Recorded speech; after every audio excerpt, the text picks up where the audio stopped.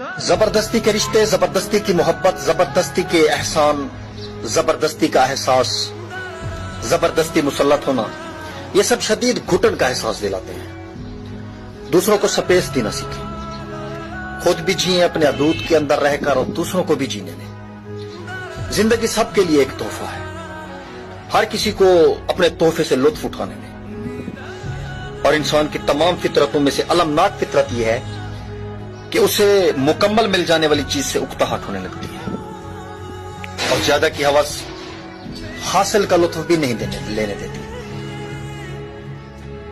दौलत एक ऐसी तितली है जिसे पकड़ते पकड़ते आदमी अपनों से दूर निकल जाता है, और जिसकी शक्ल इंसानों वाली हो उसकी मदद करते वक्त मजहब न पूछना, बस मदद कर देना।